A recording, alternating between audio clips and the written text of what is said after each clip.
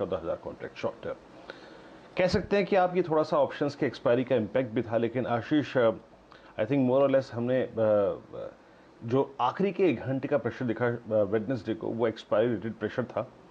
आज के लिए आशीष मैं आपको बताऊं कि सबसे बड़ी अप्रोच ये रहेगी कि हम क्रिटिकल लेवल्स पे, जो कि इंडियन मार्केट्स के लिए लेवल्स हैं, उन पे कैसे बिहेव करते हैं। याद रखिएगा, मेरी अप्रोच वेडनेसडे को भी क्लियरली मेंशन यही थी कि मैं अभी शॉर्ट नहीं करूंगा। 610, 590 और 650 आशीष, ये जो करीब करीब 50 पॉइंट का दायरा है और जो कि हमारा बुधवार का लो भी है, याद रखिए ये है निफ्टी का rising 50 day exponential moving average. ये मेरे लिए इस वक्त मेरा रिलीजन है एज ए ट्रेडर।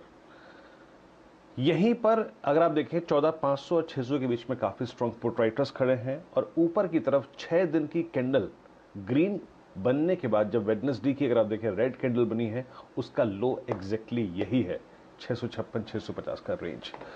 तो आशीष, डाउ फ्यूचर्स ऊपर है, यूएस मार्केट में कल पुल बैक था, कल हम शॉर्ट थे, लेकिन आज के लिए मेरा ब्रेक और लेवल है शुक्रवार का, यानी माफ कीजिएगा बुधवार का लो और 610 590 का जोन। ओपनिंग के बाद देखिए फ्राइडे फैक्टर है आशीष, आज अगर हम इस सिंक नहीं होते हैं और हम 710 720 के ऊपर ट्रेवल होते हैं तो बाजार में शॉर्ट कवरिंग यकीनन आएगी।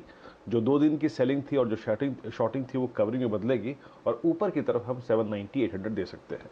तो उस कंडीशन में लॉन्ग ट्रेड बनेगा, स्क्रीन को ट्रेड करेंगे।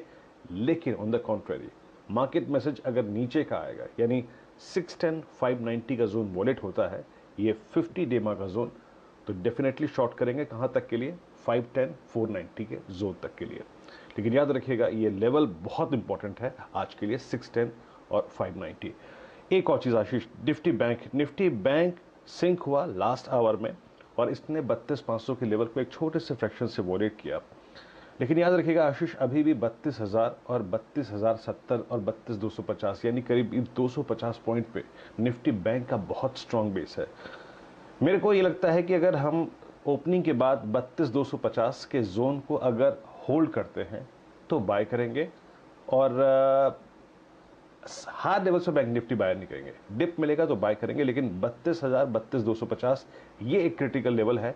और एक और चीज याद रखिएगा कि 32,736 अगर इसके ऊपर ट्रेवल करना शुरू करता है तो निफ्टी बैंक में भी शॉर्ट कवरिंग आएगी। आज स्क्रीन को ट्रेड करने का दिन है आशीष, मैंने लेवल्स स्क्रीन पे मेंशन कर दिए। And most important thing 590 610 Ashish, 50 day exponential moving average.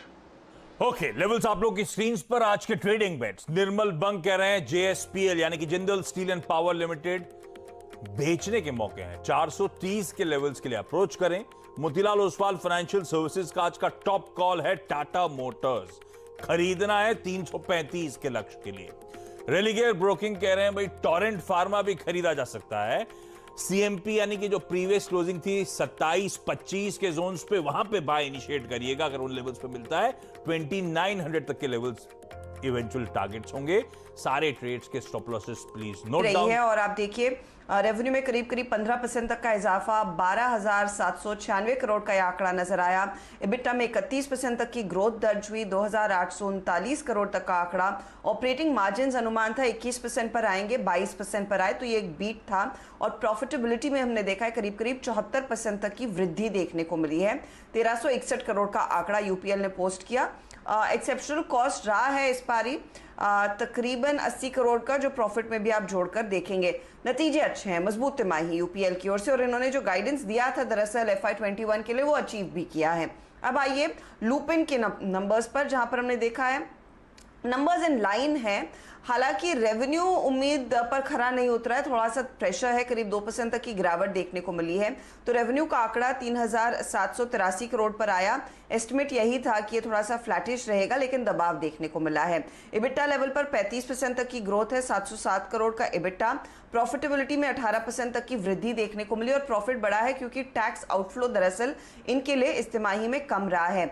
US market में जो सेल्स है वो उम्मीद के मुताबिक $195 मिलियन के आसपास रही है, तो ये एक अच्छा साइन है। और Q4 में Q3 के मुकाबले इंडिया बिजनेस में ग्रोथ दर्ज हो रही है, ये एक अच्छा सिग्नल है कंपनी की ओर से।